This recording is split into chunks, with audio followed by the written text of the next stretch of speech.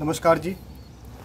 सबसे पहले तो मैं ये कहना चाहूँगा कि ये जो मेरे से प्रश्न पूछा गया है कि मैंने माननीय न्यायालय से कुछ पुलिस अधिकारियों के खिलाफ़ सम्मन जारी करवाए हैं, तो मैं यहाँ बताना चाहूँगा कि ये बहुत दुख की बात है कि जब मैंने न्याय मांगने के लिए पुलिस अधिकारियों के पास गया, सबसे पहले SHO नादौन ज़िला हमीरपुर हिमाचल प्रदेश के पास मैंने कंप्लेंट की, लेकिन उन्होंने मेरी मदद करने की बजाय मेरे को ही दोषी ठहराया और यहाँ तक कि थाने में उपलब्ध एक जांच अधिकारी, जिसको हम SHO का रीडर भी कहते हैं, उन्होंने मेरे को जेल में डालने की धमकी तक दे डाली, वो भी 10-12 लोगों के सामने जो एक गुंडागर्दी करने के तरीके से वहाँ पे मौजूद थे और जो मेरे पे ऊपर बहुत ही कहना चाहिए अपशब्दों का इस्तेमाल कर रहे थे। लेकिन पुलिस ने उनको कुछ कहने की बजाय मेरे को ही जिम्मेवार ठहराया और मेरे को ही गलत साबित किया। इसके बाद जब मुझे न्याय नहीं मिला तो फिर मैंने माननीय उच्च न्यायालय शिमला हाई कोर्ट में जाने का निर्णय लिया। इसके बाद मैंने वहाँ पर अपनी जान को खतरा होने के सारे सबूत पेश किए और जिन नंबरों से मुझे जान से मारने की धमकी दी जा रही थी, वो सारे नंबर मैंने माननीय उच्च न्यायालय शिमला हाई कोर्ट में रखे, अपनी पिटीशन तैयार की, उसमें एक्सप्लेन किया, सारे फैक्ट्स को एक्सप्लेन किया। Chief justice Shimla high court ने इन सभी आरोपों को बहुत ही गंभीरता के साथ लिया। उसके बाद उन्होंने SHO नादौन के साथ साथ SP हमीरपुर को 10 मई 2022 को एक आदेश जारी किया कि इस मामले की जांच की जाए और नरेश कुमार को पूरी पुलिस सुरक्षा प्रदान की जाए। लेकिन बहुत दुख की बात है कि माननीय उच्च न्यायालय के आदेश के अनुसार मैंने तुरंत ही SP हमीरपुर डॉक्टर आकृति शर्मा से मुलाकात की और उनको माननीय उच्च न्यायालय के आदेश की कॉपी प्रोवाइड की। साथ ही उनसे रिक्वेस्ट की कि मुझे जान को खतरा है और कुछ नंबरों से मुझे बार बार फ़ोन पर जान से मारने की धमकी दी जा रही है और इस नंबरों का आइडेंटिफाई करें कि ये कौन पर्सन है। लेकिन मुझे दुख के साथ कहना पड़ रहा है कि SP और SHO दोनों जगह मैंने इसके बारे में शिकायत की, लेकिन माननीय उच्च न्यायालय, वो भी chief justice Shimla high court के आदेशों के बावजूद भी इस दिशा में कोई काम नहीं किया गया। इसके अलावा इससे भी ज़्यादा दुख की बात ये है कि मेरे द्वारा बार बार रिटर्न में इस बारे में शिकायत करने पर भी कोई कार्रवाई नहीं की गई।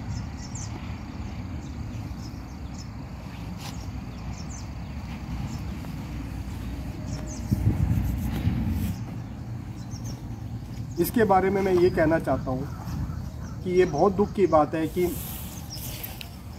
मकान मालिक ने एक गुंडा राज की तरह मेरे सामान को बिना किसी सूचना के घर से बाहर फेंक दिया और अपना ताला लगा दिया। और यही नहीं, उनके बेटे ने, जिनका नाम नवीन है, मेरे को उसी समय अपनी माताजी के सामने जान से मारने की धमकी भी दी।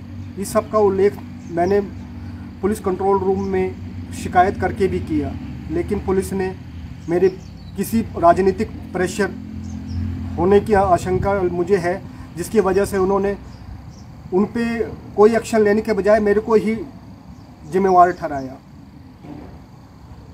मेरा जब सामान यहाँ से निकाल के घर फेंक दिए गए और मेरे को बार बार जान से मारने की धमकी दी जा रही थी, इसके बाद मैंने शिमला हाई कोर्ट में रिट फाइल की। उसमें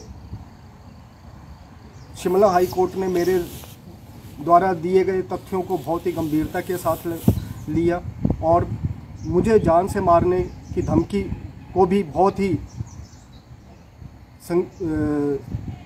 सीरियसली कंसीडर करते हुए उन्होंने आदेश दिए। लेकिन दुख की बात यह है कि हमीरपुर SP ने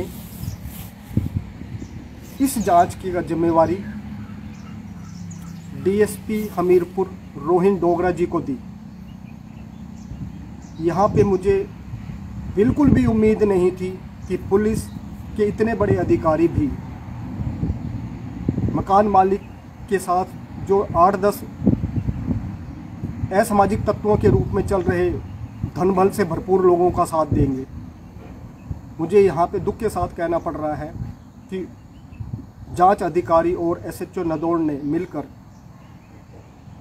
झूठे कागज तैयार किए और माननीय उच्च न्यायालय के आदेशों का सरेआम अपमान किया और उसमें झूठे जानकारी में लिखा गया कि मेरी जान को कोई खतरा नहीं है, जबकि माननीय उच्च न्यायालय ने एक नंबर भी मेरे कहने पर ऑर्डर में लिखा था कि इस नंबर से मुझे बार बार जान से मारने की धमकी के फ़ोन आ रहे हैं। लेकिन बहुत ही अफसोस की बात है कि जांच अधिकारी और एसएचओ नदौड़ ने आज दिन तक उस नंबर से आने वाले व्यक्ति की जानकारी को गुप्त रखा है। इसका मतलब साफ है कि ये जांच अधिकारी और एसएचओ नदौड़ धन बल से भरपूर आरोपियों को जेल जाने से बचा रहे हैं और मुझे मजबूर कर रहे हैं कि मैं एक आम आदमी की तरह जीने बिना नहीं दिया जाए। इसी वजह से मुझे दोबारा जांच रिपोर्ट की जब कॉपी मुझे एसपी डॉक्टर आकृति शर्मा ने मेरे मेल करने पर प्रोवाइड की तो उसको देखकर मैं हैरान रह गया। उसमें इतने सारे झूठे कागज तैयार करके, झूठी रिपोर्ट तैयार करके मुझे पुलिस प्रोटेक्शन देने से मना कर दिया गया, जिसका मतलब साफ है कि ये जांच अधिकारी और एसएचओ नदौड़ माननीय उच्च न्यायालय के आदेशों से भी ऊपर हैं। ये अपने आप को कानून से भी ऊपर समझते हैं, इसलिए इनको बिना किसी डर के, बिना किसी उच्च न्यायालय के आदेशों के डर के इन्होंने एक जाली रिपोर्ट तैयार की और मुझे पुलिस प्रोटेक्शन देने के साथ साथ मुझे न्याय भी नहीं दिया। आज स्थिति इतनी बदतर है कि मुझे ज़िला हमीरपुर से दूर दूसरे ज़िले में रहने के लिए मजबूर होना पड़ रहा है। इसके साथ साथ एक अलग ही तथ्य मैं आपके जानकारी में लाना चाहता हूं, जिसको हम कहते हैं देवभूमि हिमाचल। बहुत अच्छा लगता था मुझे ये शब्द, लेकिन अब मैंने महसूस किया है ये देवभूमि हिमाचल नहीं, ये तो राक्षस भूमि हिमाचल बन गई है, जहां पर सरकार का नहीं पुलिस राज कायम है। और इसी से रिलेटेड मैंने एक सुप्रीम कोर्ट की जजमेंट जब शिमला हाई कोर्ट में लगाई तो उन्होंने इसको बहुत ही गंभीरता के साथ लिया और मेरे द्वारा जांच अधिकारी और एसएचओ के द्वारा बनाए गए झूठे कागज और झूठी जांच रिपोर्ट को जब मैंने हाईलाइट किया तो उन्होंने इसको बहुत ही गंभीरता के साथ लिया और तुरंत ही डीजीपी हिमाचल प्रदेश, डीएसपी हमीरपुर रोहिन डोगरा जो कि जांच अधिकारी हैं और एसएचओ नदौड़, इन तीनों को विंटर ब्रेक में की वजह से शिमला हाई कोर्ट बंद होने के बावजूद भी मुझे एक स्पेशल परमिशन दी गई कि नरेश कुमार की पिटीशन को अर्जेंट बेसिस पे सुना जाए और इन तीनों अधिकारियों को माननीय उच्च न्यायालय शिमला हाई कोर्ट ने सम्मन जारी करके 13 मार्च 2023 को जवाब मांगा है। यही नहीं, इसके अलावा भी एक बहुत ही चौंकाने वाला तथ्य ये है कि मैंने एसएचओ नदौड़ ज़िला हमीरपुर को एक एफिडेविट के साथ कंप्लेंट फॉरवर्ड की थी कि मेरा सामान मेरे ज़बरदस्ती घर किराए के घर में घुसकर जब निकाला गया और मुझे बाहर कर दिया गया, जान से मारने की धमकी दी गई, तो उसमें मेरे कैश भी चोरी किया गया और सामान को भी इन्होंने मकान मालिक के बेटे और उनकी पत्नी ने चुरा लिया, उसके संबंध में मैंने एक एफआईआर करने के लिए शिकायत एसएचओ थाना नदौन को दी। लेकिन फिर वही अफसोस की बात है कि धनबल से भरपूर आरोपियों के सामने जांच अधिकारी एसएचओ ने अपने घुटने टेक दिए और कोई भी कार्रवाई नहीं की। इसके बाद मुझे मजबूरी में नदौन कोर्ट में जाना पड़ा, जिसमें मैंने न्याय की मांग की और सभी तथ्यों को पेश किया। उन सभी तथ्यों और मेरे एफिडेविट को कंसीडर करते हुए additional chief judicial magistrate Nadaun ने एसएचओ को आदेश जारी किए कि आरोपियों के खिलाफ विभिन्न धाराओं के अंतर्गत मुकदमा दर्ज किया जाए। इस आदेश मिलने के बाद एक घटना ऐसी हुई जो स्वयं ही प्रूफ के तौर पे देखी जा सकती है कि देवभूमि हिमाचल अब देवभूमि हिमाचल ना रह के राक्षस भूमि हिमाचल बन गई है। उसका प्रमाण ये है कि जब मैं कोर्ट के आदेश के होने के बाद थाना एसएचओ नदौन में गया अपनी एफआईआर की कॉपी लेने के लिए, तो वहाँ पर इस एफआईआर के इन्वेस्टिगेटिंग ऑफिसर एडिशनल एसएचओ साहब मुझे मिले। उन्होंने मुझे बहुत ही गलत तरीके से बात की। कुलदीप सिंह जी से मैंने कहा आप एक रिस्पेक्टेड पुलिस ऑफिसर हैं और एडिशनल एसएचओ हैं, आपको इस तरह से मेरे से अपशब्द कहते हुए शोभा नहीं देते, अपने व्यवहार को नियंत्रित करें। लेकिन उनके ऊपर कोई असर नहीं हुआ। मैंने कहा मैं अपनी एफआईआर की कॉपी लेने आया हूं, वो भी कोर्ट के आदेश के बाद हुई है। तो उन्होंने मुझे कहा कि कॉपी तो मिलेगी, लेकिन आपको मुझे मेरे साथ जो किराए का कमरा है वहाँ चलना पड़ेगा। मैंने कहा आप इन्वेस्टिगेटिंग ऑफिसर हो, आप जो कहोगे मैं आपके हर आदेश का पालन करूँगा, लेकिन आपसे रिक्वेस्ट है कि आप अपशब्दों का प्रयोग ना करें और एक रिस्पेक्टेड पुलिस ऑफिसर की तरह बात करें।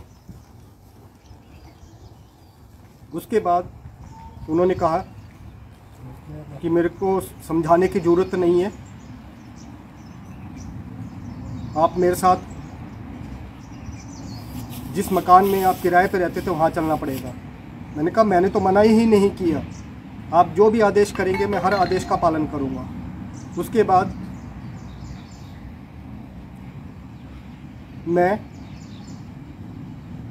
और IO additional SHO Kuldeep Singh थाने के पास ही स्थित उस कच्चे मकान में पहुंचे जिसे मैंने किराए पे लिया था। वहां पहुंचकर इन्वेस्टिगेटिंग ऑफिसर कुलदीप सिंह जी ने कहा कि सबको बुलाओ। फिर उन्होंने मकान मालिक के बेटे को और अन्य लोगों को बुलाया। वहाँ एक ऐसी घटना घटी जो इस हिमाचल के इतिहास में शायद पहली ही बार हुई होगी और जिसने हिमाचल की पूरी पुलिस के ऊपर कलंक लगा दिया। वो घटना ये थी कि वहाँ पे फिर से 10-12 गुंडे इकट्ठे हुए जो कि मकान मालिक गुरमीत सिंह के बेटे ने बुलाए थे। कोई बात नहीं, गुंडे इकट्ठे हुए, वो तो अलग इशू था। वहाँ पे उससे ज़्यादा शर्मनाक घटना ये घटी कि इस एफआईआर नंबर 179 ऑफ 2022 के जो IO investigating officer additional SHO mister Kuldeep Singh मेरे साथ खड़े थे। उनके खड़े होने के बावजूद भी मकान मालिक के बेटे नवीन ने मुझे जान से मारने की धमकी दी। और कलंक की बात यह है कि आईओ वहाँ पे खड़े होके एक मूक दर्शक बनके उस धमकी को सुन रहे थे। मैंने उनसे कहा, मैंने कहा आईओ साहब,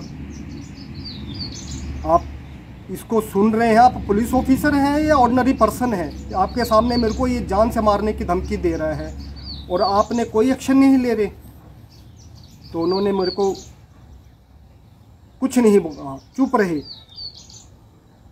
इससे बड़ा कलंक हिमाचल की पुलिस पर और क्या हो सकता है कि एक एडिशनल एसएचओ जो आईओ है, एक एफआईआर नंबर 179 ऑफ 2022 का, उनके सामने जो एक्यूज्ड नंबर 5 है उस एफआईआर में मिस्टर नवीन कुमार, वो मुझे जान से मारने की धमकी दे रहे हैं और आईओ चुपचाप उसको सुन रहे हैं और हंस रहे हैं। इससे पता लगता है कि हिमाचल देवभूमि नहीं राक्षस भूमि बन चुकी है। इसके साथ साथ और गुंडों ने भी मेरे पर बहुत टोंट किए, लेकिन आदरणीय आईओ साहब, एडिशनल एसएचओ साहब ने मुस्कुराते हुए किसी को कुछ नहीं कहा। आखिर में जब चलने लगे उस स्पॉट से जहाँ पे हम सारे इकट्ठे थे, तो मुझे रिस्पेक्टेड आईओ ने एक ऐसी बात कही जिससे ये प्रूव हो गया कि अब देवभूमि हिमाचल देवभूमि नहीं रही, वो तो वहाँ पे तो पुलिस राज है। वो ये कही कि आप इस एफआईआर में नवीन कुमार के साथ समझौता कर लें। और ये बात मुझे एक नहीं 2-3 बार कही, लेकिन मैंने उनको कोई जवाब नहीं दिया। इसके बाद मैंने इस नई जान से मारने की मिली धमकी, वो भी एडिशनल एसएचओ कुलदीप सिंह के सामने, जो कि आईओ है एफआईआर के, इसकी कंप्लेंट मैंने chief secretary Himachal Pradesh, DGP Himachal Pradesh और एसपी हमीरपुर को भेजी, लेकिन आज दिन तक उसके ऊपर भी कोई कार्रवाई नहीं हुई। उसके बाद मुझे मजबूरी में फिर से एक बार शिमला हाई कोर्ट जाना पड़ा, क्योंकि मेरी जान को खतरा है। इसलिए मैंने तुरंत ही ये फैसला किया कि अब पुलिस पूरी तरह से गुंडों के साथ है और मुझे अपनी जान बचाने के लिए सिर्फ एक ही रास्ता है कि मैं हाई कोर्ट की शरण में जाऊं। वहाँ विंटर ब्रेक होने की वजह से हाई कोर्ट बंद था। मुझे बताया गया कि हाई कोर्ट शिमला अभी तो विंटर ब्रेक की वजह से बंद है, बहुत ही अर्जेंट मैटर में ही सुनवाई होती है। मैंने वहाँ जाके प्रेयर की कि मेरा मैटर भी बहुत ही ज़्यादा अर्जेंट है। उसके लिए मैंने एक प्रोसेस फॉलो किया और honourable chief justice Shimla high court को रिटर्न में भेजा। उसमें सारे फैक्ट्स लिखे कि मेरे को एडिशनल एसएचओ के सामने एफआईआर नंबर 179 ऑफ 2022 के एक्यूज नंबर 5 मिस्टर नवीन कुमार ने जान से मारने की धमकी दी। फिर से धमकी मिली, लेकिन एडिशनल एसएचओ एक म्यूट स्पेक्टेटर बन के सामने खड़े रहे, उन्होंने कोई एक्शन नहीं लिया। और इसके अलावा मेरे को ही कहा कि मैं हाई एंड माइटी एक्यूज से कंप्रोमाइज़ कर लूँ। जब ये फैक्ट्स ऑनरेबल चीफ जस्टिस के सामने पहुँचे तो उन्होंने मामले की गंभीरता को देखते हुए तुरंत ही उसी दिन मेरी रिट पिटीशन पर सुनवाई करने के आदेश दे दिए और एसएचओ नदौन को सम्मन जारी कर दिए। इसके बाद मैंने 2 दिन के बाद फिर से honourable chief justice Shimla high court से न्याय की मांग की और उनको फिर से लिखा कि जांच अधिकारी DSP Hamirpur mister Rohin Dogra, chief justice Shimla high court के आदेशों का सरेआम घोर अपमान कर रहे हैं। 10 मई 2022 को दिए गए ऑर्डर की होने के बावजूद भी वो धन बल से भरपूर आरोपियों को जेल जाने से बचा रहे हैं और मुझे उनको मौका दे रहे हैं कि वो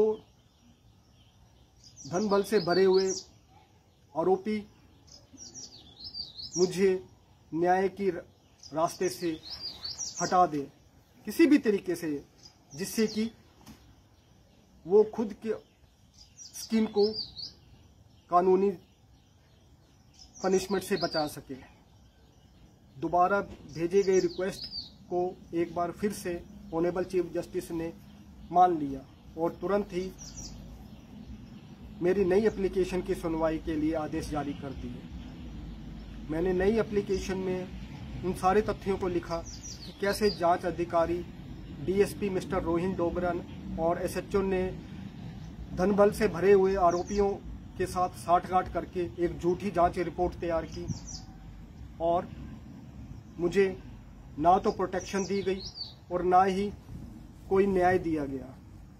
इसके अलावा honourable chief justice Shimla high court ने 10 मई 2022 को जिस फोन नंबर से मुझे लगातार जान से मारने की धमकियां आ रही थी, उस व्यक्ति की पहचान को भी उजागर नहीं किया। आज दिन तक जांच अधिकारी और एसएचओ नदौन उस व्यक्ति की पहचान को गुप्त रखे हुए हैं। इससे बड़ा अन्याय और क्या हो सकता है कि जांच अधिकारी और SHO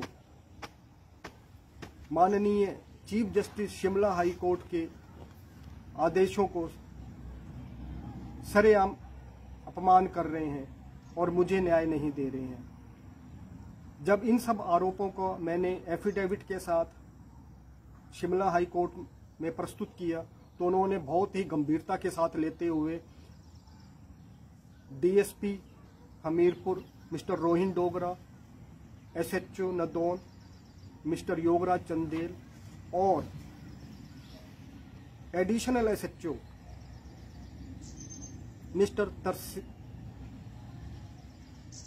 additional SHO Kuldeep Singh, जो कि इन्वेस्टिगेटिंग ऑफिसर हैं ऑफ एफआईआर नंबर 179 ऑफ 2022, इनको सम्मन जारी कर दिए और इनसे कहा कि इन सभी गंभीर आरोपों का आप 13 मार्च 2023 तक कोर्ट में जवाब दाखिल करें। मैं ये यहाँ पे इस बारे में ये कहना चाहूँगा कि मैंने बहुत सारे यहाँ पे ऐसे केस देखे हैं और जिनको मैं बहुत ही गंभीरता के साथ तह तक जाता हूँ। उसमें ये तो बहुत छोटी बात है राक्षस भूमि कहना। मेरे पास अभी शब्द नहीं है कि मैं देवभूमि हिमाचल को राक्षस भूमि के अलावा कुछ और किसी वर्ड से एड्रेस करूं। हालात बद से बदतर होते जा रहे हैं और हिमाचल प्रदेश में सरकार का राज ना होकर पुलिस राज, जो कि सुप्रीम कोर्ट की जजमेंट में भी है, वो रिफ्लेक्ट हो रहा है। मेरी तो सिर्फ माननीय उच्च न्यायालय शिमला हाई कोर्ट से एक ही मांग है कि चाहे वो कितना बड़ा ही पुलिस अधिकारी क्यों ना हो या कितना ही छोटा अधिकारी क्यों ना हो, अगर किसी के दिल में कानून का डर ही नहीं है या माननीय उच्च न्यायालय के आदेशों का डर नहीं है, तो फिर वो देवभूमि हिमाचल नहीं, वो राक्षस भूमि हिमाचल ही है। शिमला हाई कोर्ट से मैंने यही मांग की है कि आप कानून के हिसाब से जो भी सजा बनती है, जो भी दोषी अधिकारी हैं, उनको सजा दी जाए और मुझे पुलिस प्रोटेक्शन दी जाए, क्योंकि मुझे मालूम है कि मेरे ऊपर कभी भी जानलेवा हमला हो सकता है और मुझे जान से मारा जा सकता है, जिससे कि ये आरोपी कभी भी न्याय के कटघरे में ना पहुंच सके। मैं भी आप सबका धन्यवाद देता हूं कि आपने मेरे इतने गंभीर आरोपों को औरों ने ध्यान नहीं देती है, लेकिन आपने इस तरफ ध्यान दिया और इसको उजागर किया। इसके लिए मैं आप सभी का तहे दिल से धन्यवाद देता हूँ।